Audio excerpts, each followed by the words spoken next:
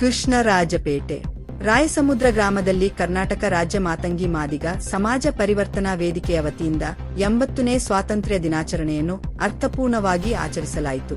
ಕಾರ್ಯಕ್ರಮದಲ್ಲಿ ಮಾಜಿ ಜಿಲ್ಲಾ ಪಂಚಾಯಿತಿ ಅಧ್ಯಕ್ಷರಾದ ಆರ್.ಎ. ಕುಮಾರ್ ಅವರು ಧ್ವಜಾರೋಹಣ ನೆರವೇರಿಸಿದರು. ಈ ಸಂದರ್ಭದಲ್ಲಿ ಮಾತನಾಡಿದ ಅವರು, ದೇಶದ ಸ್ವಾತಂತ್ರ್ಯಕ್ಕಾಗಿ ಹೋರಾಡಿದ ಮಹನೀಯರ ತ್ಯಾಗ, ಬಲಿದಾನ ಮತ್ತು ಹೋರಾಟವನ್ನು ಪ್ರತಿಯೊಬ್ಬರೂ ಸ್ಮರಿಸಬೇಕು ಎಂದು ಕರೆ ನೀಡಿದರು. ದೇಶದ ಏಕತೆ, ಸಮಾನತೆ ಮತ್ತು ಪ್ರಗತಿಗಾಗಿ ಎಲ್ಲರೂ ಒಗ್ಗಟ್ಟಿನಿಂದ ಶ್ರಮಿಸಬೇಕು ಎಂದರು.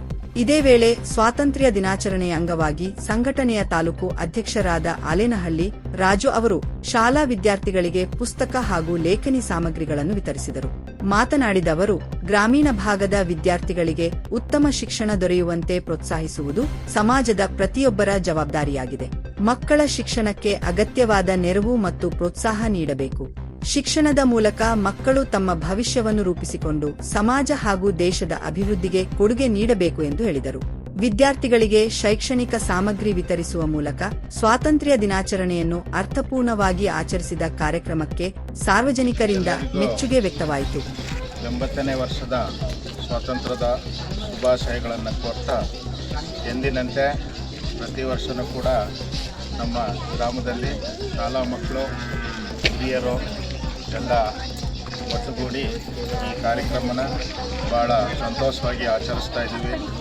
ಇದು ಎಲ್ಲರ ದೇಶಭಕ್ತಿಯ ಒಂದು ಪ್ರತೀಕವಾಗಿರ್ತದೆ.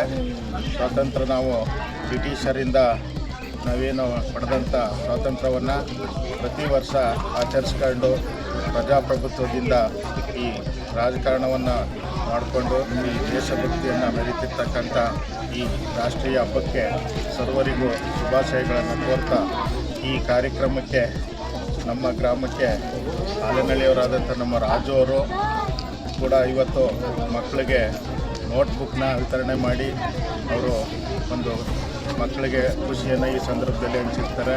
ಹಾಗೆ ನಮ್ಮ ಸಂಘದ ಎಲ್ಲ ಅಧ್ಯಕ್ಷರು ಮತ್ತು ಎಲ್ಲ ಸದಸ್ಯರುಗಳಿಗೂ, ಊರಿನ ಗ್ರಾಮಸ್ಥರಿಗೂ, ಮಕ್ಕಳಿಗೂ, ಎಲ್ಲ ಮಹಿಳೆಯರಿಗೂ ಶುಭಾಶಯನ ತಿಳಿಸ್ತಾ ನನ್ನ ಮಾತನ್ನು ಮುಗಿಸ್ತೀನಿ. ಜೈ ಹಿಂದ್, ಜೈ ಕರ್ನಾಟಕ. ನಿಮ್ಮ ಹೆಸರು?